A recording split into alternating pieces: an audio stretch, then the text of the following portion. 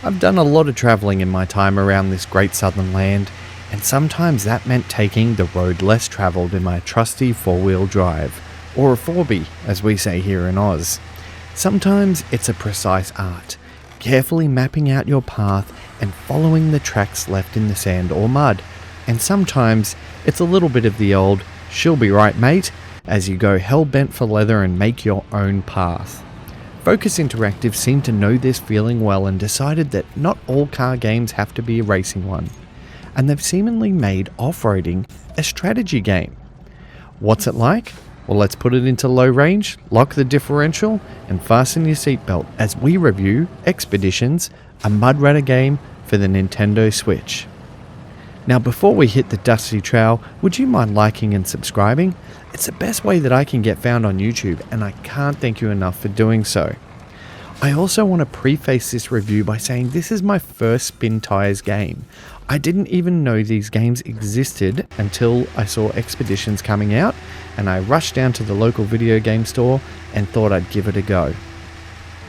It's hard to define what sort of genre of game Expeditions falls under. It's part survival, part rally, albeit at a slower pace, and part strategy, and it manages to successfully pull the best parts of all these genres and combine them into a unique experience, challenging the player to critically think about how to reach and approach their objectives. If you fail to plan, you plan to fail, and this novice was caught out several times by running out of fuel, not surveying my path properly, or simply just flipping my truck and generally beating the crap out of my car with poor choices. Once I started to properly understand how this game should be played, I found myself conquering the vast wilds and building my confidence up, only to be set on a new expedition that would knock me down a few pegs. While this approach may seem like a frustration in trial and error, Expeditions simply made me want to do it better the next time, and I went from cautiously creeping over rocks and boulders to towing out flip cars to safety, guiding the way for NPCs who bit off more than they can chew. You can even deploy multiple vehicles in case you need to recover yourself after an overambitious hill climb. To aid you on these expeditions, you will have a myriad of items that you have by default, and some optional ones that you can pack if you have the space for them. And trust me, you'll want to make the space. Your default gear is a drone for surveying, a winch which is essential, a depth sounder, and binoculars. Now, unlike some games that give you these as an optional way of assisting you, you will use these items nearly every time you jump in your vehicle. Your winch can be automatically deployed, latching onto the nearest tree and helping you out of a sticky situation, or if things are a bit less dire, you can take your time and choose your anchor point as well as what to anchor to, which is the only way to flip and tow other explorers out of danger. Other items include a jack to flip you upright and anchor points, allowing you to use the winch where there isn't a tree in sight. The progression of learning is a very rewarding experience, and it gave me such a sense of accomplishment. It's somewhat akin to a Souls-like game where you aren't expected to come out of the gate an expert. Rather, every expedition is a lesson that makes you better bit by bit.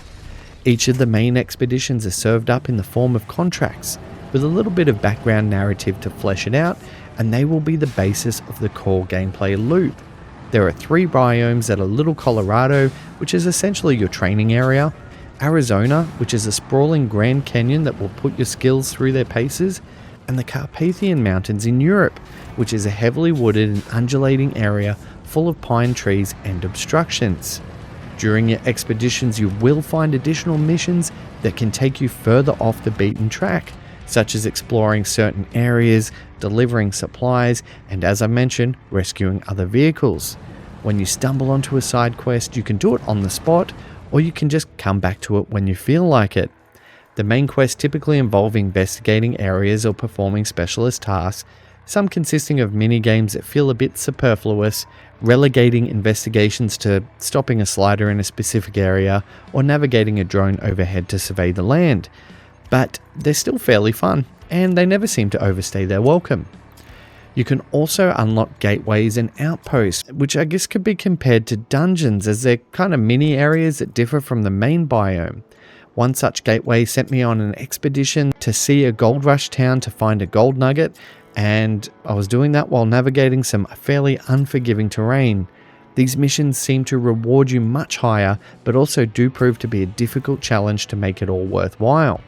Another one of these missions saw me lugging equipment up a hill climb, forcing me to depend almost solely on my winch, and I ran out of fuel after I'd done the first part of the quest, but thankfully I could deploy my drone to explore the rest of the surrounding area and tick off that 7% I was missing. Some of these side quests do prove to be an interesting distraction, and a lot of these turned into my greatest adventures while playing. At one stage, I discovered an overturned armoured vehicle, but I didn't have the right gear for the job. So I marked it and I completed my current objective. I then upgraded my truck to a long haul build with several additional fuel storage racks and a heavier duty winch to go back and rescue it. So began an hour-long journey, carefully plotting out my path to recover the vehicle to one of my forward operating bases.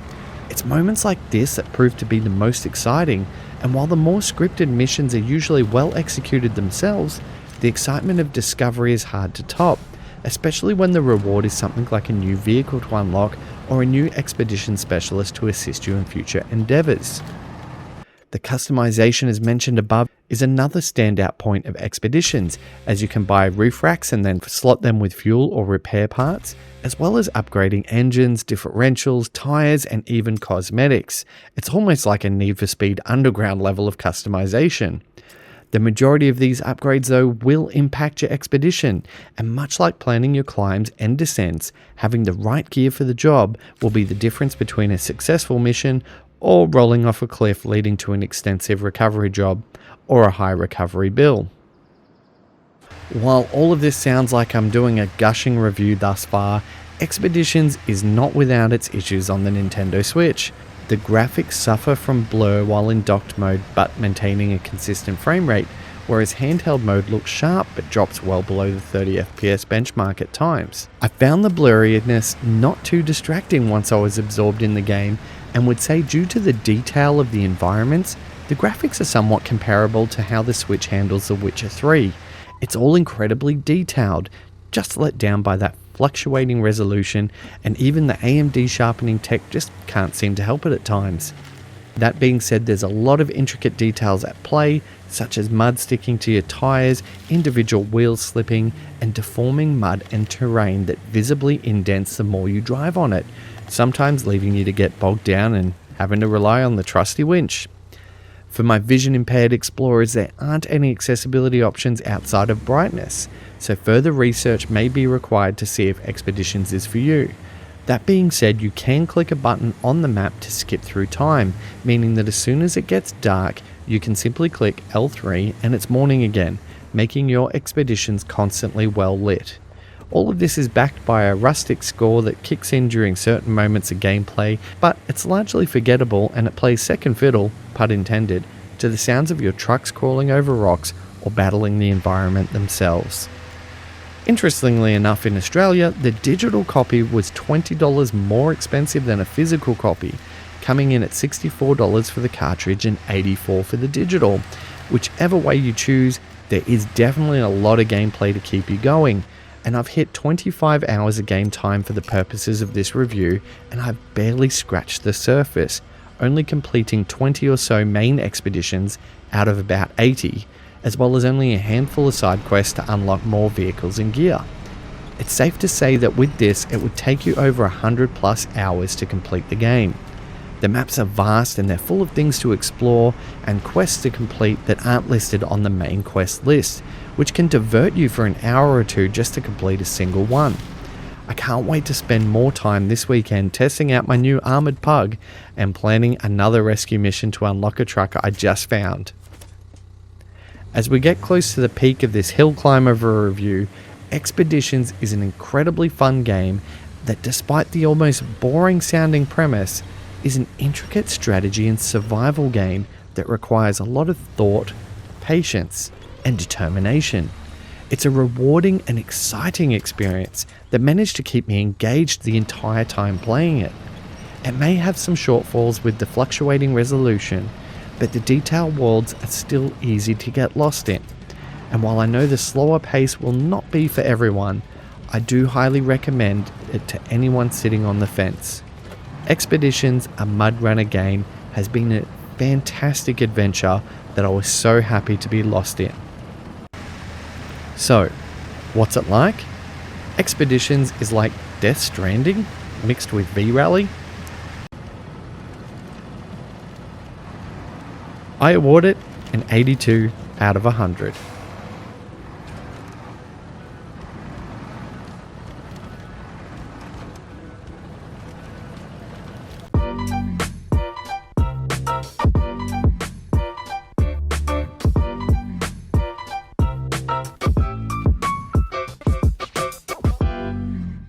Thanks so much for watching my video. I hope you enjoyed it. The best way you can support me is to like and subscribe and continue watching my content if you enjoy it. But if you do want to go that bit extra, you can buy me a coffee or join our Patreon, which shows you behind the scenes of this channel.